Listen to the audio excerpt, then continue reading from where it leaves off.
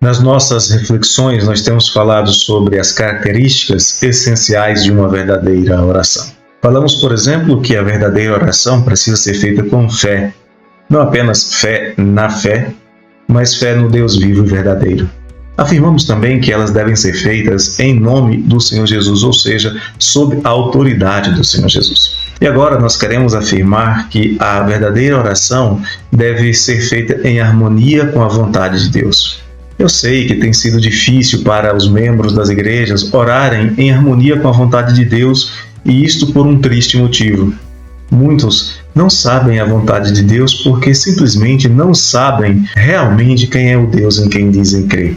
São ensinados por sacerdotes de si mesmos, que anunciam um Deus limitado, um Deus fraco, incapaz, como se Deus fosse um mero espectador das ações humanas, apesar do ensino da palavra de Deus ser diferente. Por exemplo, no Salmo 50, no verso 21, o Senhor diz aos homens que viviam como se ele não se importasse: tem feito estas coisas e eu me calei. Pensavas que eu era teu igual, mas eu te erguerei e porei tudo à tua vista. Outros ensinam sobre Deus como se Deus fosse um mero serviçal, alguém pronto a atender os menores e mais caprichosos desejos dos mimados príncipes de Deus, cujos interesses são meramente carnais e mundanos. E isto só demonstra que eles não têm o amor de Deus no coração, como fala João na sua primeira carta, no capítulo 2, verso 15. Não ameis o mundo, nem as coisas que há no mundo. Se alguém amar o mundo, o amor do Pai não está nele. Conhecendo a Deus, vai ser então possível conhecer a sua vontade. E conhecendo a vontade de Deus, orar em sujeição, em harmonia com a mesma. João continua no capítulo 5, versos 14 e 15 da sua primeira carta, nos ensinando, e ele diz algo muito interessante. E esta é a confiança que temos para com ele, que se pedirmos alguma coisa segundo a sua vontade, ele nos ouve.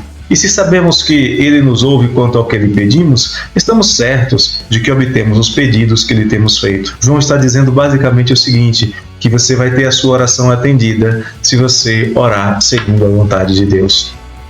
Na verdade, é impiedade esperar que Deus faça tudo o mais sem antes você entregar os seus caminhos a Ele, sem antes você lhe entregar os seus desígnios, as suas escolhas, as inclinações do seu coração, porque esse é o ensino da palavra de Deus no Salmo 37, verso 5. Entrega o teu caminho ao Senhor, confia nele e o mais ele fará. Somente quando você tiver verdadeiro prazer na vontade de Deus, você terá plena satisfação dos desejos do seu coração. É o que nos ensina o salmista, no mesmo Salmo 37, agora no verso 4, ao afirmar: agrada-te do Senhor, e Ele satisfará os desejos do teu coração. Porque esse coração terá sido moldado por Deus, transformado por Deus, e os seus desejos estarão em harmonia com o propósito de Deus. Jesus é o nosso modelo, e como nosso modelo, ele nos oferece uma oração modelo, e nesta oração ele nos ensina a orar em harmonia com a vontade do Pai. Você encontra isso na famosa oração do Senhor, ou oração dominical, ou ainda Pai Nosso, em Mateus capítulo 6, especialmente no verso 10, onde Jesus ensina a dizer: venha o teu reino, faça-se a tua vontade, assim na terra como no céu. E no caso de Jesus, isto não fica em uma mera verbalização.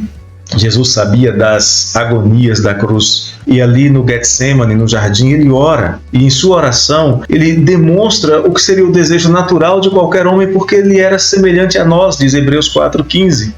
Mas, mais ainda, ele sujeita-se plenamente à vontade divina. Veja em Mateus 26:39, adiantando-se um pouco, prostrou-se sobre o seu rosto, orando e dizendo: meu Pai, se possível, passa de mim este cálice. Todavia não seja como eu quero, e sim como tu queres. Somente conhecendo a vontade de Deus, Moisés enfrentaria Faraó com a certeza de que somente a fé é capaz de dar a alguém.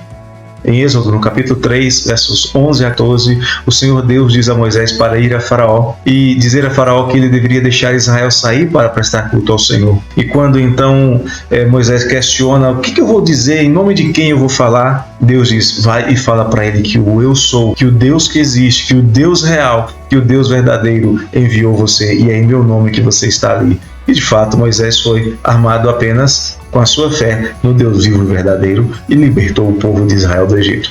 O mesmo aconteceu com o profeta Elias séculos depois. Elias enfrentaria o rei Acabe e a sua esposa Jezabel, que tramavam a sua morte, e de repente Deus vai e diz a Elias, em 1 de Reis, capítulo 18, verso 1, Elias, vai, apresenta-te a Acabe, porque darei chuva sobre a terra.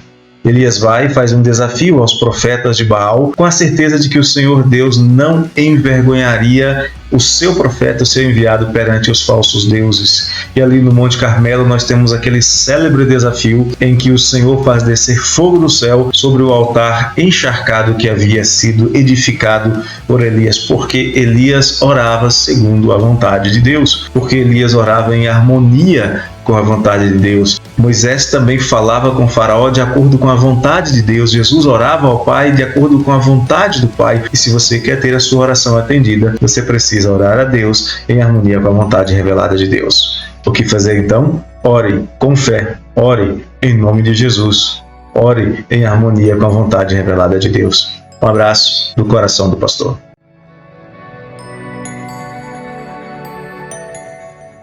Eu queria pedir a você que fizesse a sua inscrição. Clique aqui embaixo, faça a sua inscrição, clique depois no sininho para você ser notificado dos próximos vídeos